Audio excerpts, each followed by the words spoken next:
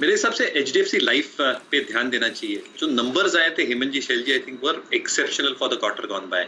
Market share एक तो इन्होंने गेन किया था, 17.5% पे आया था।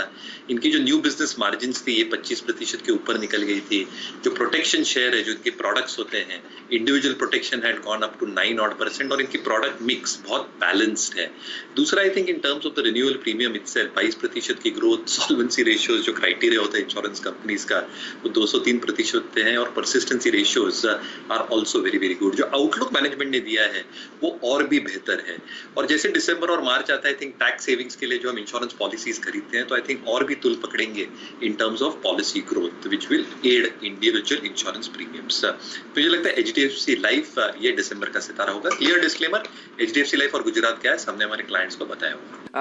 मयूरेश जी, जैसे ही ग्लैंड फार्मा की बात हुई, आपके चेहरे पर बड़ी अच्छी स्माइल आई, मैंने देखा अभी अभी। ग्लैंड फार्मा ही आपको पसंद है, फार्मा शेयर का कोई और स्टॉक आपको अच्छा लग रहा है? बताइए सर, आपने खुलने के बाद मार्केट को कैसे देखा?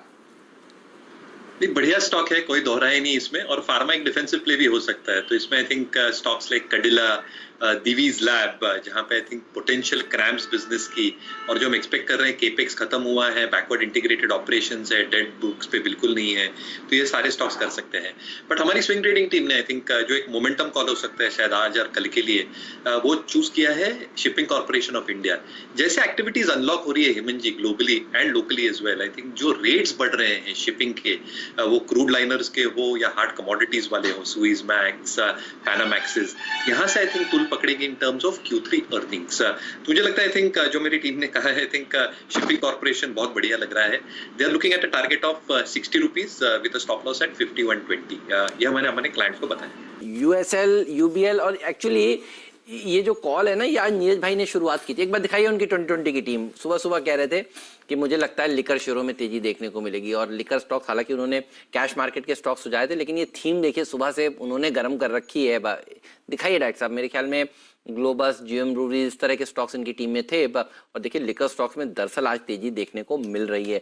तो क्रिसमस सीजन शुरू हो रहा है, और क्रिसमस सीजन में देखिए ये सब जो क्रिसमस कैरोल्स हैं उनकी देखिए याद आती है, पार्टीज की याद आती है। जिंगल बेल देखिए हो रहा है इस समय बाजार में भी और मिड कैप में भी। और ये पूरा जो स्पिरिट्स का स्पेस है वो हाई स्पिरिट्स में इस समय कारोबार करता हुआ नजर आ रही है। देखिए रेडिको, ग्लोबस, ये दो स्टॉक्स इन्होंने सुबह सुबह सुझाए थे। इवन पायनियर भी उन्होंने सुझाया था। तो ये वो थीम है जो प्ले आउट होती हुई नजर आ रही है। इस थीम में मयूरेश जी आप किसके साथ जाना चाहते हैं बताइए? ये एफएनओ वाले या कैश वाले, या आपने बिल्कुल, आप तो इंडिया में एकादशी फॉलो कर रहे हैं? नहीं, एकादशी तो फॉलो कर ही रहा हूँ, बट वीकेंड का माहौल आ रहा है हेमंत जी, तो आई थिंक फ्राइडे है, थैंक्सगिविंग है, तो आई थिंक अच्छा खासा माहौल है। रैडिको पे ध्यान देना चाहिए मेरे ख्याल से।